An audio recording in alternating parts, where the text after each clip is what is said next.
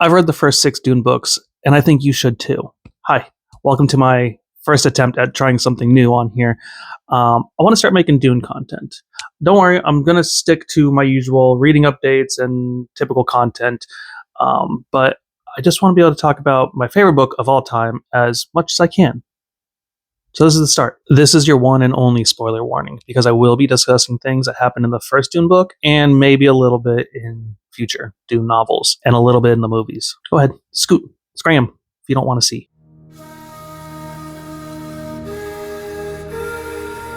We're going to talk about Mentats today in the Dune universe. The Duneverse, if you will. Mentats are probably my favorite group of people, like class, really, in the entire Dune universe. Sure, there are more interesting factions and characters with a lot more unique abilities, but something about a human computer is just so compelling to me. As I said, a Mentat's a human computer. Even the Dune appendices say that class of Imperial citizens trained for supreme accomplishments of logic, human computers. You see, thousands of years before the first Dune novel takes place, there was a huge war known as the Butlerian Jihad. I'm not going to go into too much detail about it because that war was really only described by Frank's son, Brian, and I'm not sure that's how Frank intended for it to happen, what it was even going to actually be.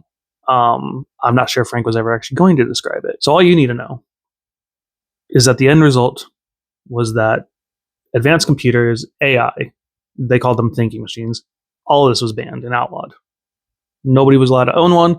Nobody was allowed to use them. They weren't even allowed to be created. We do learn a little bit about the Butlerian Jihad throughout all of the books. Frank sprinkles tidbits about it throughout all of his books. But the first time we hear about it is from Reverend Mother Gaius Helen Mohaim when she's testing Paul. She said, "Once, men turned their thinking over to machines in the hope that this would set them free. But that only permitted other men with machines to enslave them." To which Paul responds with, "Thou shalt not make a machine in the likeness of a man's mind." And the Reverend Mother goes on to say, "The Great Revolt took away a crutch. It forced human minds to develop. Schools were started to train human talents. Thus, we get Mentats.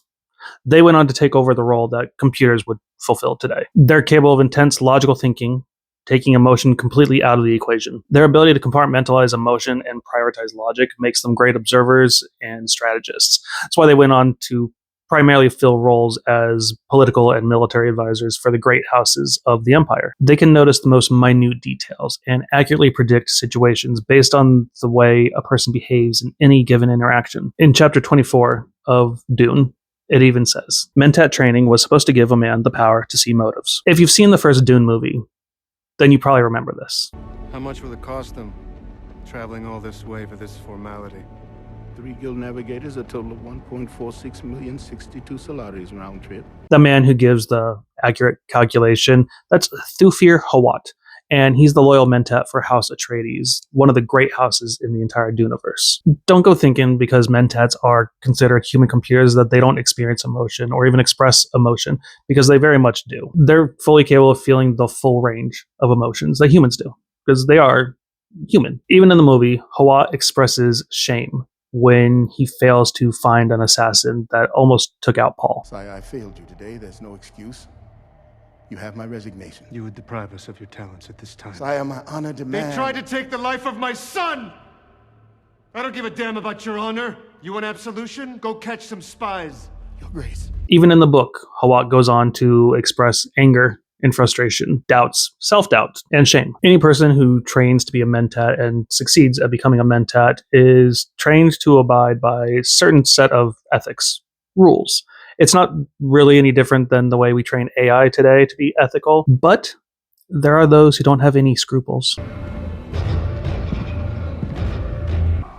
Don't be too sure it's an act of love. Piter de Vries is the loyal Mentat to Baron Harkonnen. Loyal's probably a stretch, but he is what's known as a twisted Mentat.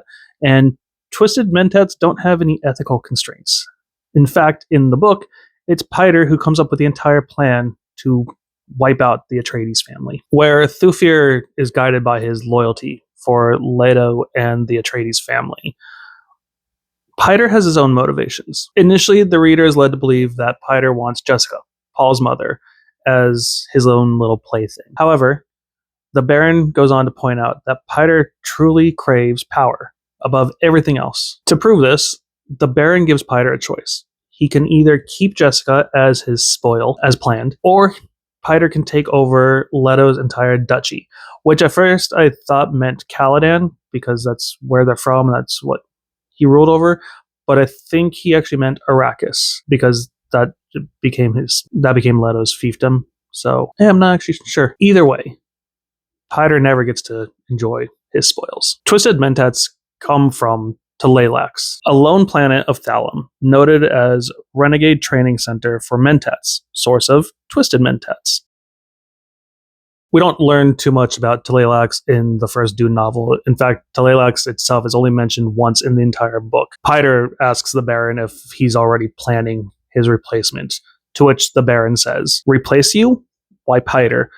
Where could I find another Mentat with your cunning and venom?" Piter simply says, "The same place you found me, Baron." And then Telelax isn't officially mentioned until chapter 21, when the Baron's thinking to himself, "And I must send at once to Telelax for a new Mentat. They undoubtedly have the new one ready for me by now." It's not until Dune Messiah that Telelax and the people from there are expanded on, and we don't even actually learn the history of Mentats until Brian Herbert's book, Mentats of Dune, which I haven't read yet, so I'm trying really hard to avoid information from there, because I'm not sure if I consider that expanded universe stuff or canon. Yeah, I'm one of those guys. If you haven't read the book and you've only seen Dune Part 1 and Part 2, then you're only aware of Thufir and Piter as Mentats. However, technically there is a third, and it's our very own Paul Atreides. I think the movies do a pretty good job at displaying Paul's intelligence. He's a really smart guy. The book does it even better, obviously. And there's even a part in it where Paul's talking with his dad in chapter 6, and his dad informs him that Paul's been trained since he was an infant to be a Mentat. "Your mother wanted me to be the one to tell you, son. You see, you may have Mentat capabilities." Mentats aren't initially told that they're receiving training because it can inhibit their skills, but when they reach a certain age, they are informed that they've been receiving this training, and then they're given a choice whether to continue or to stop altogether. Paul ultimately chooses to continue his Mentat training to become a Mentat, but as fate would have it, there were different plans on the horizon for him. So no semi-trance for Paul. That's when their eyes go white, at least in the movies. In the books, it's described as like intense concentration. Eventually, Paul has a child, Leto the Second, and he also has Mentat capabilities. And he goes on to, for a time, being the only Mentat in the entire universe, because he bans the teaching of Mentats and actually goes as far as disbands the schools. Yeah, you learn all that in God Emperor of Dune, book 4. I hope this was educational and at least a little bit entertaining as well. If you haven't read Dune, but you stayed for the whole video because you're a psychopath, well, thank you. But also, I hope this has encouraged you to read the first Dune book. There are a lot of great characters and factions in the entire Duneverse, but the first book itself is just a masterpiece. So yeah, read it. If you have read Dune and you still enjoyed this video, I would appreciate that like. If you have anything you want to discuss, throw it up in the comments and we will chat. I will see you in the next one.